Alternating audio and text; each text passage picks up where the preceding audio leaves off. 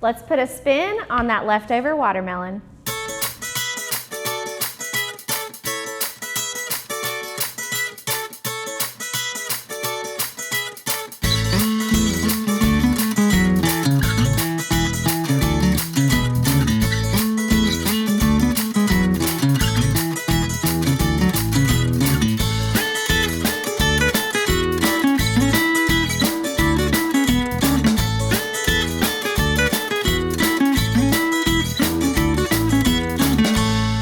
Hey guys, welcome back to At the Table. Sydney here, and today we are making a watermelon cucumber feta cheese salad. So I was trying to think of something that would be really great for us to use up, maybe things that you had at your previous July 4th get-together. And one thing that we tend to have a lot of, especially this time of year, is watermelon. And it seems like we have way too much watermelon. I mean, I love watermelon. I could eat a whole bowl full myself. But sometimes we have so much, especially if you get one of those really big giant watermelons that we tend to find locally here in Sampson County, that it's just so much left over. So sometimes we just want to maybe think of a different way to eat it. Now, of course, there are things that you can do, like put it into smoothies, or mix it with other fruit, do a full fruit salad just for different flavors. But that's what today we're going to do, something just a little bit different in order for you to use that up. So we're going to make that into a salad, and we have cucumbers as well. I've got cucumbers that were left over that were already chopped up. Think about if you had a dip or something like that at your gathering. We'll chop these up further and pair it with our watermelon and make it into that little salad. So it'll be a little bit different as well. So first thing that we have is our watermelon. Now I have a quarter of a watermelon here. Depends on how much you have left over to how much you want to use for this recipe. But we are going to, what I like to do is just go through, and I cut slits this way. This is also a great way to do it if you are kind of serving it in the big slices. You could just slice it this way. And I just try to make sure when I go down, I'm getting that tip of the knife kind of further down so that it will go through the bottom and to where it needs to go. All right, then I'm gonna kind of turn it this way so y'all can see, but I like to go the other direction. Watching those fingers. Again, tip of the knife goes down, I rotate it and do that again. So I kind of go as far down as I can. And we'll cut that the other way. So once you've done that, you can really shake it out. And some of your watermelon will go ahead and fall out. You can take a spoon at this point and use a spoon to scoop out the rest of it if you want. I've already got my knife out, so this is just going to be the easiest for me. I'm going to go through and just slowly make a cut all the way down. And I just kind of rotate my watermelon as I do this. And then you'll see if you need to go further for that center of your watermelon. So spoon is definitely the easiest route here if you don't want to use a knife all the way through, but I feel like a knife just pops it out so easily, just with that sharp blade. I like to use the juice here, so I'm gonna pour it into our salad bowl just so that we can get some of that good watermelon juice as well. So it takes a little bit of time get all of this out. I still have not perfected maybe the best way to do this, but this is what has just always seemed to work for me.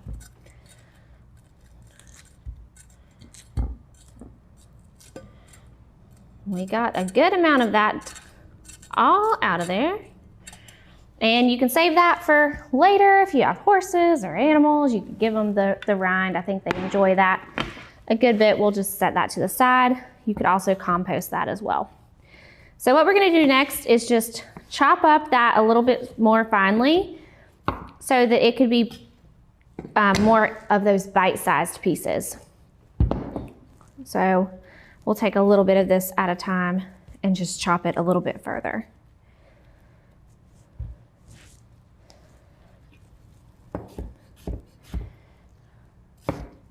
I love watermelon during the summertime. To me, it just reminds me of summer. I feel like it's such a big part of making sure that you got to really enjoy your summertime if you have some good watermelon. And of course, we want to make sure that it's a nice, sweet watermelon too.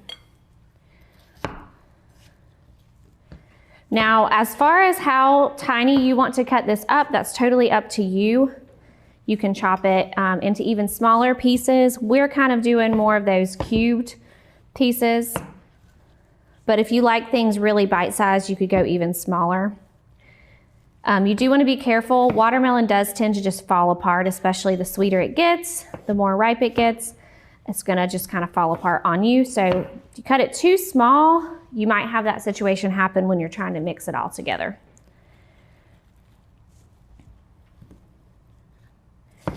But this is just a super refreshing little meal for you. And you think about that too with cucumber. When it's summertime, we don't like it to be, we want something that's gonna be nice and cooling and not be really hot and warm us up. This would help to cool you down between the cucumber and the watermelon. It's super satisfying and refreshing. So I'm gonna finish chopping the rest of this up. We'll take a quick break and I'll see you guys back in just a second. Star Communications strives to provide you with the best video services. That's why we invested in cutting-edge video equipment to bring you new features such as Cloud DVR, Restart TV, local video on demand, advanced parental controls, and higher quality reception. Unfortunately, these improvements require some changes, and existing DVR customers will lose their current recordings. Changes will start the middle of January, so please view all your recorded content. We hope you will love the new Star TV. All right, guys, welcome back. So we have our watermelon all chopped up, and I may have tried a little slice while we were on our break, and it's perfectly ripe and delicious. So we're gonna throw this into our bowl here. And a tip for you, if you are trying to figure out, is this gonna be a ripe watermelon? Sometimes that can be tough if we are shopping for a watermelon in the grocery store. And I have picked out not so ripe watermelons. Being pregnant, one thing I've just craved is fruit and just really sweet fruit. And watermelon was on the list of fruits that I was craving, and I've gotten some that have just not been good. So make sure there's a few tips for you in order to figure out if it is ripe. So let me finish this and I'll kind of show you on our cut watermelon over here. One is the little stem at the end. So if that is nice and brown, you'll kind of see, and even the hole where the stem comes from, maybe there's not a whole lot of stem left when you're in the grocery store. If that is nice and brown and dried out, typically it's gonna be a sweeter watermelon. Also, you wanna look for that spot where it had been sitting in the field. So if it is more of like a creamy yellow versus a white yellow, that is gonna mean it's more ripe. Now you do have to be careful, and you wanna make sure that sometimes they get overripe and then it just tastes kind of grainy. So that can also be not as fun either. I mean, you could still use that for things like smoothies or potentially even adding it to a recipe or a fruit salad, but it might not be quite as good on its own. But it will indicate that it's going to be a sweeter, riper watermelon. And watermelons are not one of those things that continue to ripen with time. So once it's picked, once it's harvested, it's going to be as ripe as it's going to get. So just keep those things in mind when you are shopping for your watermelon. All right, so up next we have our cucumber, and this is just half of a cucumber. The amount of watermelon we were supposed to use was half of a small watermelon. I used 1/4 of a large watermelon. So hopefully that helps just give you an idea of kind of how much to use. So we're gonna do about that much cucumber, I think. And of course you can always adjust these things to taste.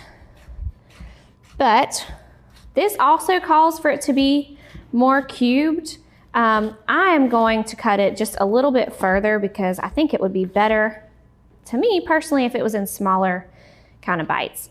Anytime you're looking at a recipe, of course, adjust it to your taste and your preferences. So if you like stuff in smaller pieces, maybe you have family members that are a little bit more picky, they'd pick it out if it was in big chunks, but maybe they'll just suck it up and eat it if it's in smaller pieces. Or maybe you want to put it in big chunks so that they could pick it out if they just really don't like something. Just keep that in mind when you are chopping stuff up. So that's pretty good. I don't want to cut it too fine.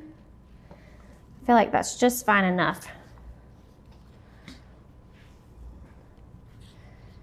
So we'll throw that in. Might do just a few more pieces here of that cucumber. Got a whole bowl full, I might as well use it.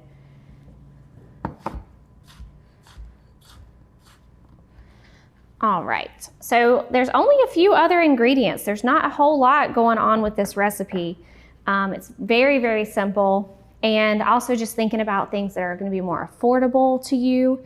Utilizing stuff that you already have on hand is super important and helps you to save that money. So this would be a good one for that reason. All right, the next thing that we have is an avocado. So we're gonna use this whole avocado. And a good indicator for your avocado is the color. If it's nice and dark, it's usually gonna be a little bit more ripe and it's gonna be ready. If it's greener, then it's gonna take a few days. Avocados do continue to ripen as they're sitting. So just keep that in mind. If it's not ripe yet, it will be ripe soon. There is a trick where you can freeze an avocado, and I have yet to try it. I'm curious if it works. If anybody tries it, let me know. But once your avocado gets ripe, you know you have such a short window. Sometimes it's like, oh, I just missed my window and now it's just brown mush. So what I like to do, you could do this with a butter knife. I like to go in and I actually just use the back of my knife so that it doesn't cut all the way through. And I go ahead and make the slits. And then what you can do is take a spoon and actually just scoop that right on out.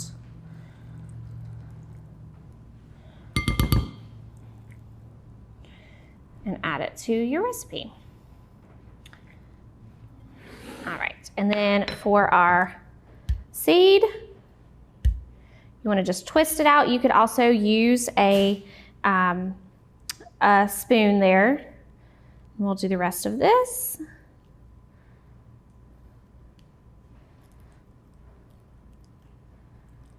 Love avocado. This helps to give it some good fat and some good flavor, so it'll be more satisfying to you over time.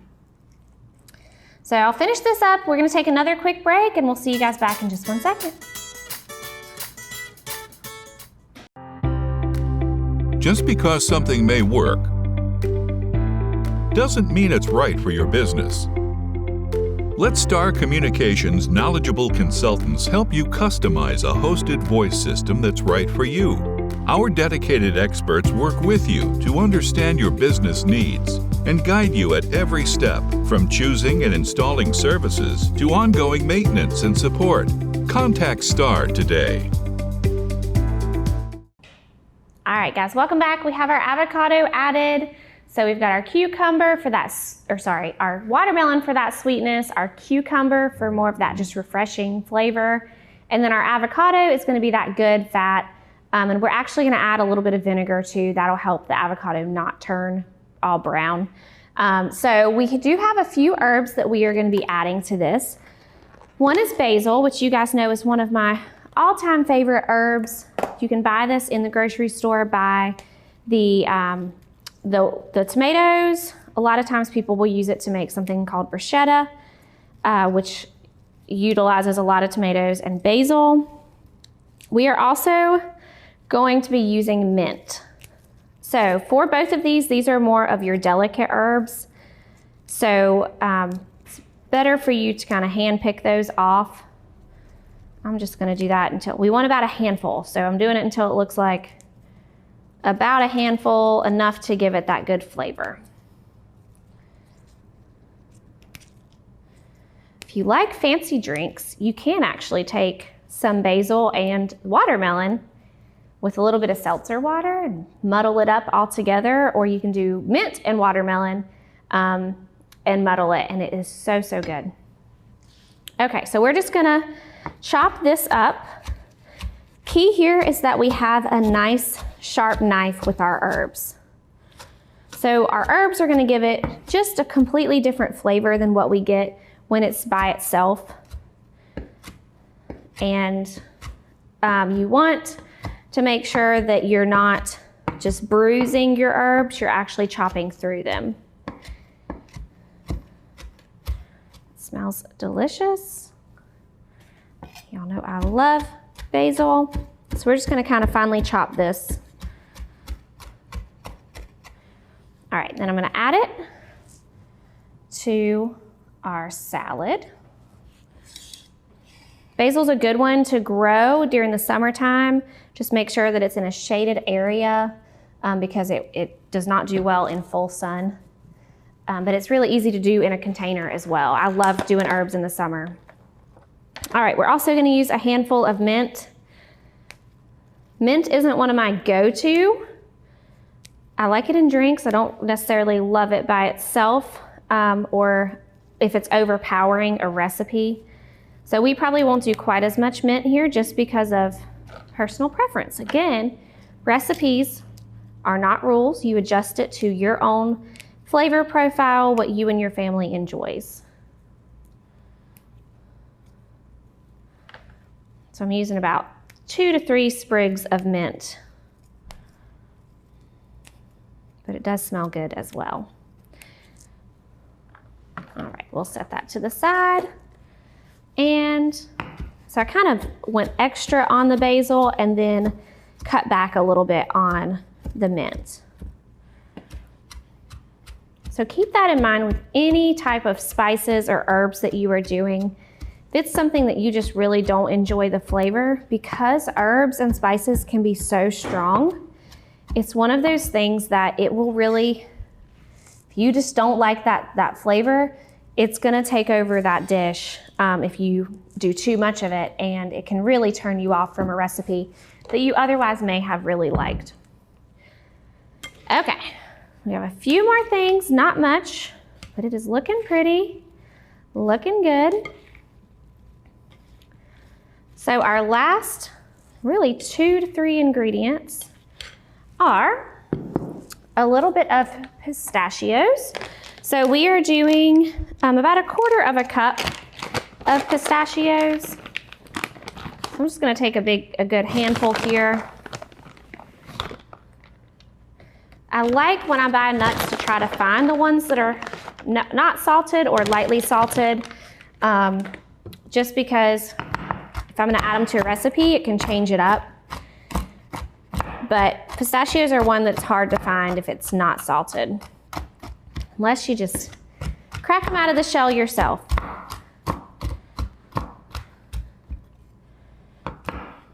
Now you could probably use any nut here. I think walnuts would probably be delicious in this recipe. Pecans, you know, whatever you have on hand. I don't know if I'd do peanuts necessarily, but some of those kind of a little bit more fancier nuts would be delicious in this recipe. So if you're looking budget-wise for something to be a little bit more affordable, then you could skip the pistachios and do something else. I will say we don't use a ton of pistachios, so just buying, you know, what they have in the store, you could buy a little thing of it and then you can use it in several different recipes. All right, our last couple things, we're gonna add that feta cheese. We're just adding 2 ounces, so I'm gonna eyeball it. And I like to try to pick the feta cheese pieces that are not quite as big. I love feta cheese. It is very salty, so keep that in mind when you are going to salt your recipe, that the feta can be kind of overpowering in that aspect. Okay, and then we are adding a light balsamic. So this is a Peach balsamic, flavored is fine if you have a flavor, or if you can just find the white balsamic in general, that would be good. We're doing a tablespoon of this. I love the white balsamic. I'm gonna do a little extra just because I think I have extra watermelon here. That'll help with our avocado. But the flavored balsamics are so good on salads and different recipes. And it is one of my favorite things to add. And then last thing's just gonna be the salt and pepper to taste. So this recipe is really simple. I think I'm gonna let my folks here salt and pepper it themselves just because we do have those salty pistachios. We have that salty feta cheese. So I'm gonna let them kind of decide their salt level. You can always do that with the recipe as well. If you have somebody like my husband in your family who just salts everything anyway, I just leave it off and we just salt it when we are about to eat it. So it is a beautiful dish. It's got lots of color. Great way for you to utilize that watermelon. And hopefully you guys try it, enjoy it. I'll see you guys next time on At the Table.